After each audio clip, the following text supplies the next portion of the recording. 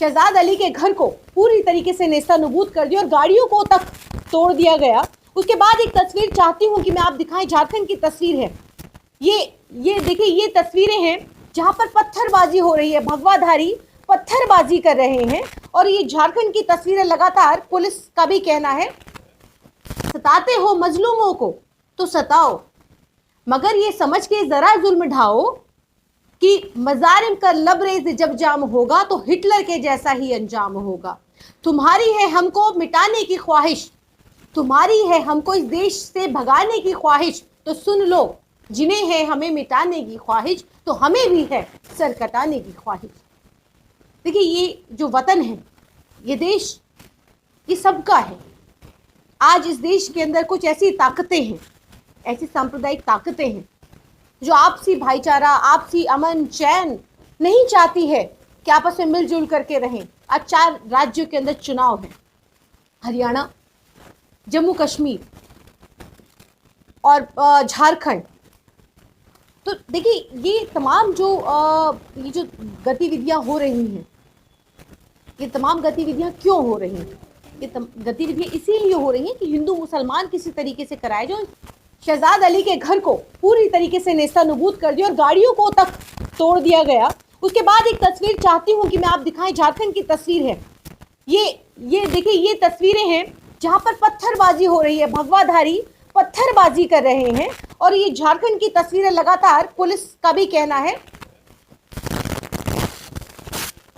ये देखिए, ये तस्वीर है, ये तमाम जो तस्वीरें हैं, ये आप देखिए, ये बलवाई जो हैं, ये देखिए किस तरीके से पत्थरबाजी कर रहे हैं। लेकिन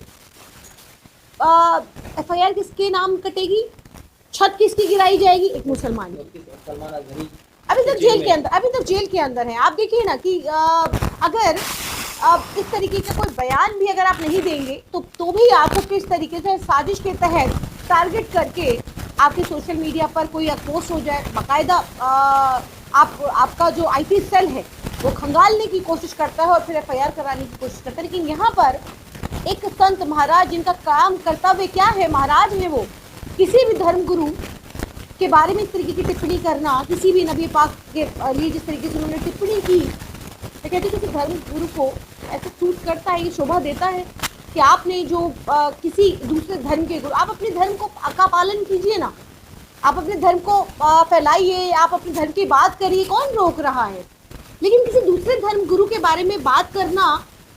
जो कि आपकी सोच से भी ऊपर है, आपकी औकात, आपकी हैसियत से भी ऊपर है, आप उनके बारे में टिप्पणी करते हैं, शर्म आनी चाहिए। इस तरीके से अगर आपको लगता है, फिर उसके बाद आपका इस तरीके का बयान आना और उसको संरक्षण देना कि मैंने कौन सी गलत बात कही है, तो गलत सही अगर हम धन के नाम पर अगर हम फैसला करने लग गए तो फिर डिबेट कराइए और फिर देखिए कि एक मुसलमान को डिबेट कराइए कि वो हिंदू धर्म के बारे में डिबेट करता है, इस तरीके की टिप्पणियां करेगा, फिर किसी हिंदू धर्म गुरु को बिठाइए और कहिए कि आप भी डिबेट करिए। तो धर्म के नाम पर आप कितनी मर्जी डिबेट खोल लीजिए, लेकिन इसका देखिए जो आपको लगता है नतीजा अगर कुछ बेहतर आने वाला है तो देखिए नतीजा इस कदर आएगा कि आपको लगेगा कि देश कहाँ जा रहा है और कहाँ जाकर के ये चीज़ें रुकेंगी। क्योंकि जिस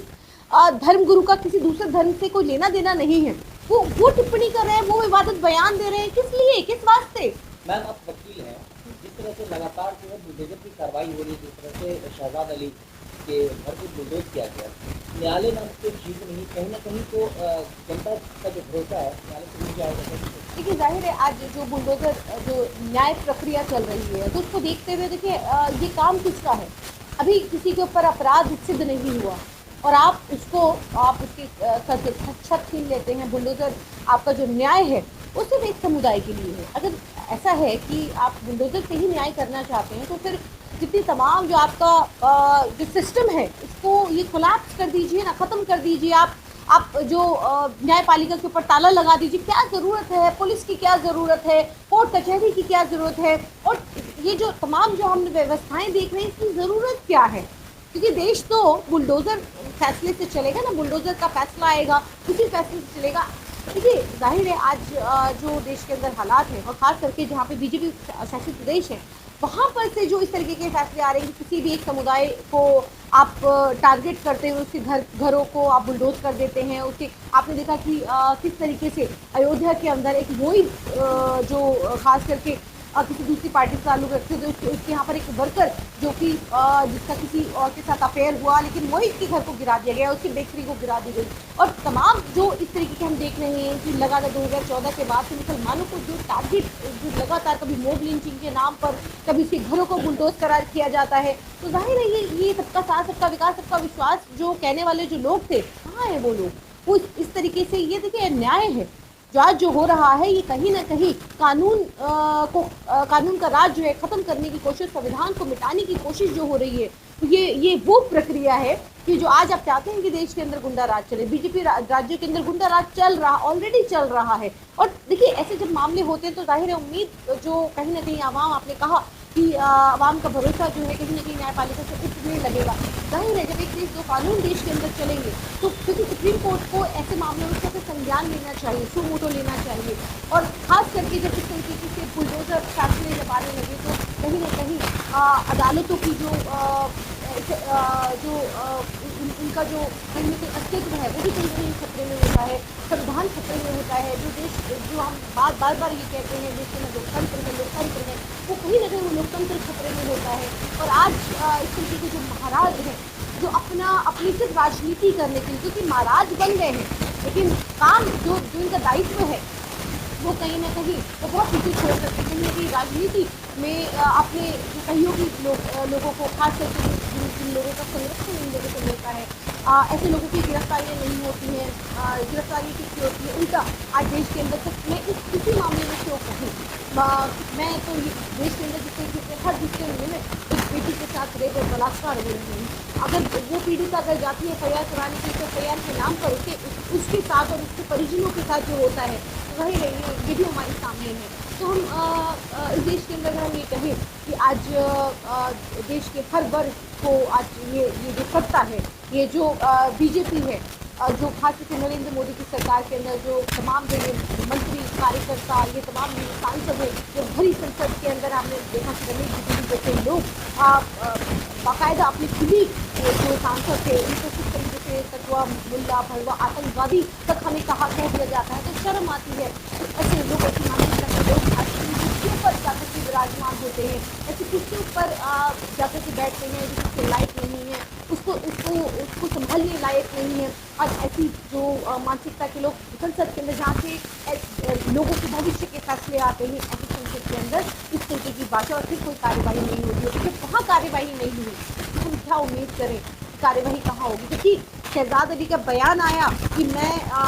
SDM के साथ खड़ा था, मैं तो वहाँ उन बलवाइयों में था ही नहीं, क्योंकि अब एक देश के अंदर एक पैटर्न है कि आप अगर कुछ घर से बोलने के लिए निकलेगा, आवाज़ उठाने के लिए निकलेगा, किसी के हक के लिए, अपने हक या दूसरों के हक अधिकारों के लिए खड़ा होगा, तो जाहिर है उसके अंदर कुछ लोग ऐसे आकर के मिल जाएंगे और फिर वो पत्थरबाजी करेंगे और फिर उसी के नाम पर नामजद FIR होंगी और फिर उसके बाद के घर को बुलडोज कर दिया जाएगा। ये पैटर्न है देश के अंदर, हमने देखा है कि हर जगह जगह इस तरीके से इसी पैटर्न के तहत खास करके मुसलमानों पर अभी कितनी गिरफ्तारियां हो रही हैं, कितनी लगातार हम देख रहे हैं कि किस तरीके से मध्य प्रदेश के अंदर गिरफ्तारियां, लगातार लोगों को गिरफ्तार किया जा रहा है। तो बच्चे की जिसमें चाकूबाजी होती है तो चाकू लग जाता है, तो हॉस्पिटलाइज होता है,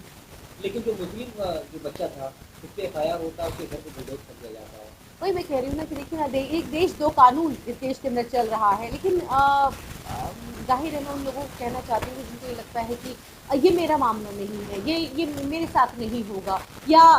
ये तो मुसलमानों के साथ हो रहा है, ये मुसलमानों का मामला है, या मुसलमानों को क्या ज़रूरत थी प्रोटेस्ट करने की, क्या ज़रूरत थी उनको घर से निकलने की, पूछना चाहती हूँ। या किसी दूसरे धर्म गुरु के बारे में भी मान लीजिए आप या मैं या कोई भी व्यक्ति किसी दूसरे धर्म गुरु के बारे में अगर कोई टिप्पणी कर देता है, तो क्या आप भी कहेंगे कि मेरा मामला नहीं है, नहीं निकलना चाहिए, क्या आप सड़कों पर नहीं निकलेंगे? क्या एक मुसलमान होना गुनाह है देश के अंदर? क्या अपने हक अधिकारों की बात करना गुनाह है? अपने धर्म गुरुओं के बारे में जो लोग ऐसी इस तरीके की टिप्पणियां कर रहे हैं? क्या मैं अपने धर्मगुरु के बारे में मैं स्वतंत्र नहीं हूँ अपने धर्मगुरु के बारे में कुछ भी कहने के लिए? क्या मैं उनको प्रोटेक्ट करने के लिए क्या स्वतंत्र नहीं हूँ? क्या मुझे मौलिक अधिकार क्या मुझे प्राप्त नहीं है? कभी मेरी टोपी पर, कभी मेरी दाढ़ी पर, मेरे बुरखे पर, जिस तरीके से मैं क्या खाऊंगी, क्या पीऊंगी, क्या कहाँ जाऊंगी, कहाँ आऊंगी, क्या करूंगी, इन सब पर जिस तरीके से